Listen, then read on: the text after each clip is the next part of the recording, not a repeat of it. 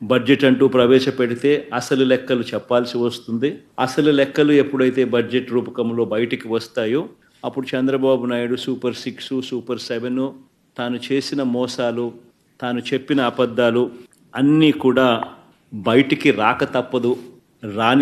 బయటికి రాని తప్పని పరిస్థితులు ఉత్పన్నమవుతాయి. కాబట్టి బడ్జెట్ తాను ఏ రకంగా పెట్టకుండా పోస్ట్పోన్ చేస్తూ చిట్ట చివరకు తాను బడ్జెట్ ప్రవేశపెట్టడం, ఆ బడ్జెట్ ద్వారా తాను ఇంతవరకు చెప్తా వచ్చిన అబద్ధాలన్నీ కూడా అబద్ధాలుగా ప్రూవ్ అయిపోయి ఉన్న పరిస్థితులను కూడా లాస్ట్ ప్రెస్ కాన్ఫరెన్స్లో, లాస్ట్ ప్రెస్ మీట్లో సుదీర్ఘంగా కూడా ఎక్స్ప్లెయిన్ చేయడం జరిగింది.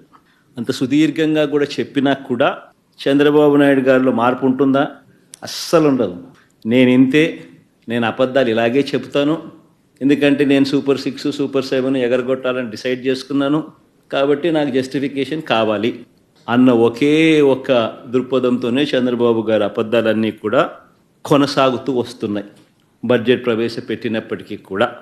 అందుకే మరొకసారి ఆయన మాట్లాడిన మాటల మేరకు, ఆయనకు సంబంధించిన ఆయన మంత్రివర్గ సభ్యులు, సహచరులు మాట్లాడిన మాటల్లో వాటిని కూడా అడ్రస్ చేస్తూ కొనసాగింపుగా ఇదే బడ్జెట్ ప్రసంగం మీద నా 2వ ప్రెస్ మీట్ కూడా జరగబోతా ఉంది.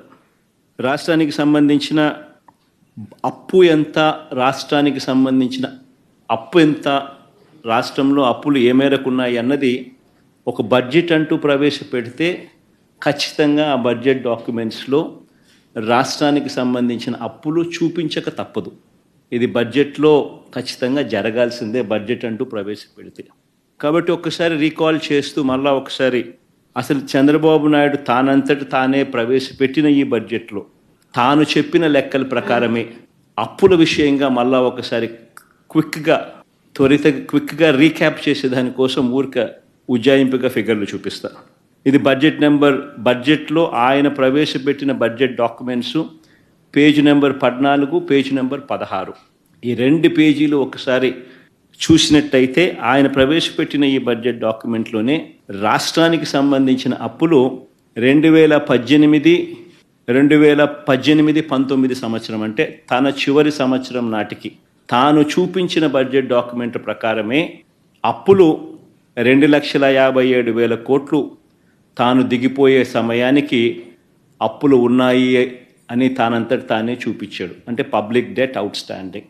అదే మాదిరిగా పేజ్ నెంబర్ 16లో అదే 2018-19కి సంబంధించి గవర్నమెంట్ గ్యారంటీ ఇచ్చిన అప్పులు కూడా లెక్కేసుకుంటే ఎంత అంటే తానంతటి తానే 55,000 కోట్లు అని చెప్పి తానే తేల్చాడు. 2 కలిపితే రాష్ట్ర ప్రభుత్వానికి చంద్రబాబు నాయుడు దిగిపోయే టయానికి ఉన్న అప్పులు 3,13,000 కోట్ల రూపాయలుగా 3,13,000 కోట్లు అంటూ చంద్రబాబు నాయుడు గారు తాను స్వయంగా ప్రవేశపెట్టిన బడ్జెట్ డాక్యుమెంట్స్లో తానే తేల్చి చెప్పాడు.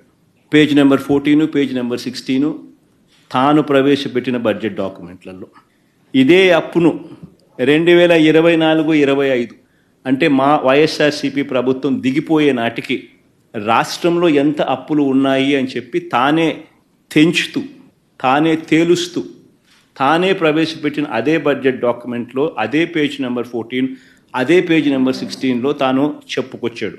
2023-24 అంటే మన ప్రభుత్వం వైఎస్ఆర్సీపీ ప్రభుత్వం దిగిపోయే నాటికి ఉన్న అప్పులు 4,91,000 కోట్లకు ఎగబాకాయని, అదే రకంగా ప్రభుత్వం గ్యారంటీ ఇచ్చిన అప్పులు 1,54,000 కోట్లకు ఎగబాకాయని, 2 కలిపితే 2023-24 సంవత్సరం అంటే వైఎస్ఆర్సీపీ ప్రభుత్వం దిగిపోయే నాటికి 6,46,000 కోట్ల రూపాయలని చెప్పి తానే తేల్చాడు.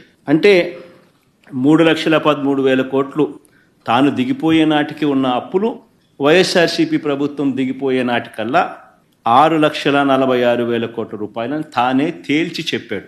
తాను ప్రవేశపెట్టిన బడ్జెట్ డాక్యుమెంట్లే సాక్ష్య ఆధారాలతో సహా ఇక్కడ ప్రవేశపెడతా ఉన్నాం.